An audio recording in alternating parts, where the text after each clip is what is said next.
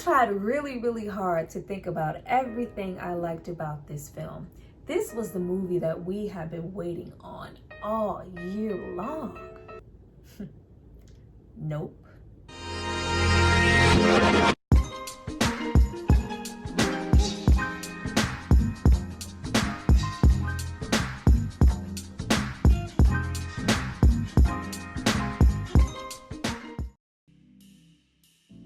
Hi you guys, welcome back to my channel. It's Tyra here with another struggle review, here to discuss Nope. Now this is a brand new Jordan Peele film and it stars Keke Palmer and Daniel Kaluuya. Now before I get into all things Nope, and hell no, I need you guys to drop down and subscribe to my channel and like this video. I'm going to give you guys a moment to do that and then we're going to come back and discuss. You know, a lot of y'all out there tried to tell me that you felt like Jordan Peele was a one-trick pony. And after this film, I don't know. I just can't believe that. Get Out is a whole masterpiece. But Nope, well, Nope is just no. Go back.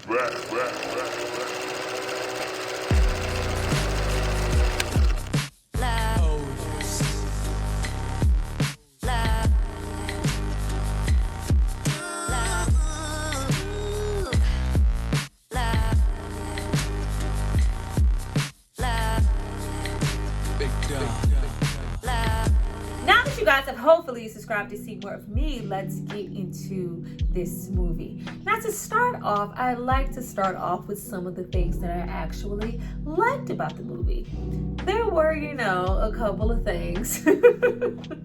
I really liked the cinematography here. It was so beautiful. The entire time watching this film, I found myself really looking around and just saying, wow, especially in those nighttime scenes on the ranch, the way that they captured everything, even the little sequences that we got with the clouds, it was really well shot. And then of course we have the acting. The acting from the entire cast as a whole was really good here. But with Keke and Daniel, it was so good. I really found myself getting into both of their characters. I actually wanted to spend more time with them, know a little bit more about them. But Daniel and his whole role and what he was able to portray and convey, just like every other role that he takes on, he transforms, he emotes. That part was top tier. Every single interaction that we had with the UFO alien animal, every opportunity we got to have some screen time with that entity, those were really good shots and it was really entertaining. Just the challenge of figuring out what it was, what it really wanted, why it was there, what it was capable of. Those scenes were executed really great, especially when we involved Daniel and him just really finding his voice and his purpose and, you know, I'm gonna protect this ranch no matter what, and him just really becoming just that tamer and really braggadocious towards the end of the film. That was great too. And finally, that ending climax scene with Keke Palmer and Daniel and them just, you know, coming to that understanding, but mostly Keke Palmer having her vindicated moment in the end because she was just, you know, lazy. I don't want to be involved. I'm just going to stay in the house. But she really showed up and showed out the whole motorcycle sequence and her finally capturing that picture in the end. The stunt work, the smoke clearing, and that goddamn the Django ass music playing in the background with Daniel on that horse like I'm still standing. That whole situation, that was so great. Now, as you can see, most of those things I like can give credit to the acting and the visuals in the film. Let's get into what I didn't like in this actual fucking film. Now, first, the pacing was so off with this movie. This movie was so long, 2 hours and 15 minutes, and for what? What did you do with it? The beginning of this film is so boring. I literally found myself twisting and turning in my chair out of boredom. I felt like I was forcing myself to sit down and get to something better. I was literally ready to go. I felt like they were relying on Keith David's death, like literally 5 seconds into the film, and also that damn chimp that we're going to get into beating the shit out of somebody as soon as we have that opening sequence to keep us, you know, lingering, wanting to know more, interested, willing to sit there for that hour and 20 minutes it felt like before we got to anything interesting. It did not. I wanted more. How dare you? Now, speaking of the pacing, I literally have no problem them sitting through 2 and 3 and 4 hour ass films, but the writing has to be good for me to want to stay there. Let's get into the writing and the plots and the storytelling lacking in this film. So many underdeveloped, unutilized characters in this film. Keith David, Stephen Yeun, hell, even Keke Palmer. I wanted to know more about them instead of focusing on so much of the scenery, the scenarios, setting the tone so we can play peekaboo with this fucking alien for 2 hours. Keith David could have definitely had more screen time to discuss the business, the family legacy, just the dynamics. The little time we had with him, which was literally felt like the equivalent of a minute before he died, it was absolutely not enough for them to really set the stakes for what this ranch really means. I mean, we got it, but it would have meant so much more if we could have had some interaction, especially between the three of them, not just Daniel and Keith, but Keke, Daniel, and Keith. Help me out. What about their upbringing? Why is Keke Palmer's character drifting? Why is she so distant? Why is she so resentful about her blue jean horse? What was that relationship really like? Why is she so goddamn resistant and lazy? No, we just write her off as loud, energetic, a little crazy, and gay. Don't forget gay. I love how they just threw that in there like some bonus token. Like, yeah, don't forget I like the bitches too. Hey, what's up, Foxy? Like, who the fuck was that for? And Glenn, don't even get me started on Glenn. Stephen Yeun, he could have been written and washed out of the script altogether, and it wouldn't have made one bit of a difference. He was so underutilized here, it wasn't even funny. Jordan Peele just literally said, fuck it, it's here. I'm not connecting any dots. It is what it is. When and why did our Stephen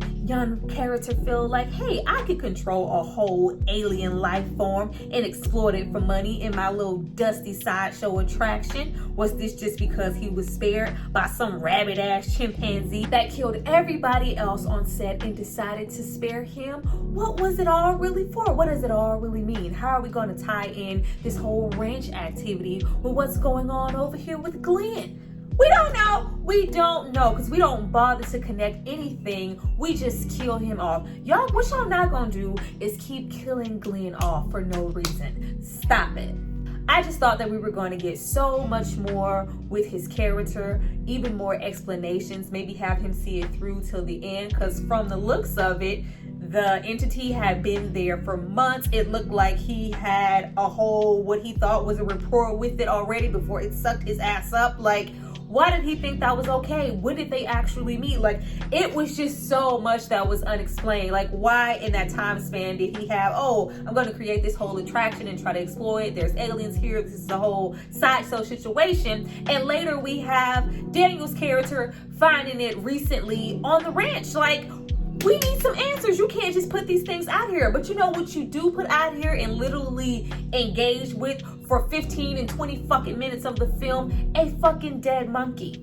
We gave the chimp Gordon all the screen time in the world to bash and bludgeon people to death, to bash in brains and eat them, and get his head blown off. And what was this? Just to say, see why you shouldn't try to tame some wild animals? This is why animals need to be free. You know, like the horse, like ghosts. You should never look it in the eye or this damn vacuum cleaner of an alien. Shut the fuck up.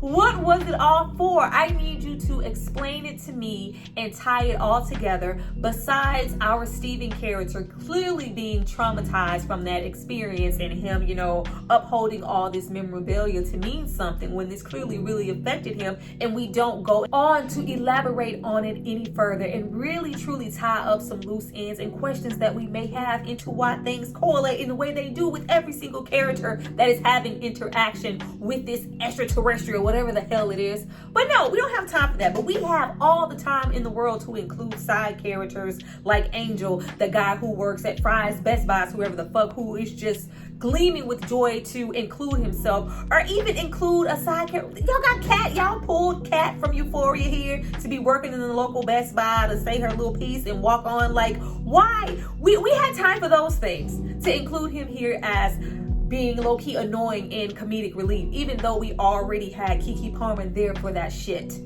Get this out of my face. There was no reason or excuse as to why this movie could not fully flesh out a lot of these characters. We had so much time, especially when we didn't even go the typical route of even trying to prove that it was a UFO, trying to explain Google shit, go down to your local library. No, it's just plain and simple. This is a UFO. We would love to be first. This movie is about lineage, history, importance, ownership, blackness, all that good stuff. This is our opportunity to not be forgotten. Not like our great grandfather who was, that first man picture on the horse who y'all don't even know. This is our opportunity. Let's capture it, also get this money and get those rights in the end. The family is in shambles since their dad's death. They are selling off horses. There's an opportunity for them to sell off the property, and it's all about saving it. They see the value in it. Nobody is coming and grabbing anything. Not anybody trying to buy the property, and not some damn ET trying to claim it as their own and eat up everything in sight. But you know what we make time for? We make time for jump scares. We make time for have the audience sit up thinking that, oh my God, the aliens have finally left the ship. We just knew that was an alien in the trailer, fist pumping and whatnot. When I saw the aspects of aliens in that barn, I was like, yes, come on, give me signs. This is what I've been waiting for. It was actually giving a little creep. You were looking at Daniel's character sideways because he was trying to record, but it's like, hey, what do you expect? They already jeopardizing their lives to try to capture this fucking UFO. Yes! And it's freaking kids retaliating because they stole a horse. Like, just too much.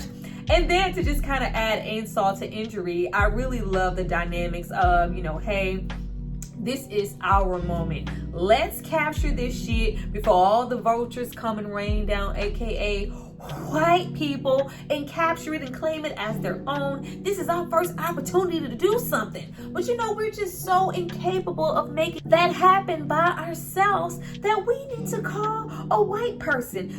A white man who was on a set earlier with other white people talking down to us, not listening to us as if we were no better than the horse that we were training. Michael Anthony Whitcock, who was here to just have a deep ass voice, wasted talent yet again, just here spitting venom, just talking out the side of his neck, watching fucking praying mantis swallow up koala bears and shit. I don't know, just here, just to add all this mystery and allure and use his deep voice. I was like, what is this? Why is he being used in this way? You see that he doesn't want to help first, but then he clings on as a vulture. Or I see that there is some mystical shit going on down there. People are being eaten. I need to go and see what it is. It's just like, yes, because we just can't figure out how to do nothing without this one man coming down with this good old camera. Like, it was just not doing anything for me. And then I just didn't even get his character. We already have that aspect, I guess, of greediness and that whole thing with Steven's character just trying to exploit the alien and the whole money situation, and his ass got gobbled up. And you literally have them just doing all of this hard work in the end to get the shot, go around the corner, up the hill and back again, so we can get the shot of this goddamn UFO. It's like, okay, yeah, we got it. It'll all be understood in due time. Luke, I am your father. Namaste. I'm going up this goddamn hill to get the money shot, because I'm just that greedy. I'm just that insane of a goddamn director, producer, whatever the fuck he is. I need that shot. I'm that greedy white man, so I'm gonna go up here and get this shot so I can get sucked the fuck up also. And then you have fucking TMZ roll up. Why is, first of all, what fucking TMZ you work with this fucking see-through? I'm sure somebody's gonna be, yeah, that was deep. It was the mirror. It was a reflection on the motorcycle helmet, so Daniel and Kiki could see themselves in the white man's perspective. What? Shut up. It was fucking dumb. It was, oh no, get my camera. I know I probably just popped my ankle and can't move, but you should take a picture. I need a picture. Don't you want to be famous? Don't you? I'm just like, I could literally go on forever here with the shit that I dislike, and it's just so not worth it. All I can say is my expectations were not met. This film is like they're all going down as far as consistency. Of course, there's Get Out. It's just fucking Get Out. Us, it wasn't superb, but it was okay. I had a good time. I actually laughed. And then there's Nope. Nope, it's just fucking Nope. It's gonna be Nope. The only time that I'm planning on watching this movie again is via streaming. And just to connect dots and go, okay, let me see where stuff goes. You know, I'm just gonna play Tetris a little bit with it. But as far as going back to watch this movie for a good time and just pure enjoyment, this is not that film.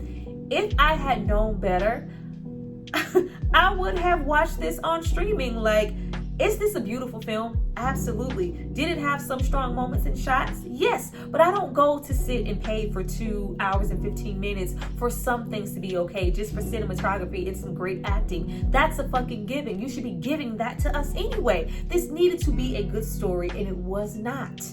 It wasn't. Nope. Well, you guys, that was my review for Nope. I hope you enjoyed it. Please drop down and tell me what you thought about it. This was more of a rant. Like, I just kept going. I just couldn't stop myself. But you know, it was it's so much when you love movies so much and you anticipate them and they just don't deliver. I'm really looking forward to reading your comments below and people trying to break down. So, you know, what you don't understand is, why did you even watch the movie? You didn't get it. You're not smart enough to, you know, get all the concepts that were happening here. Kiss my ass. Get your ass in there. Work hard. Give me that forethought. Figure it out. I would love to read it so I can figure it out too. I see you guys next time. Bye.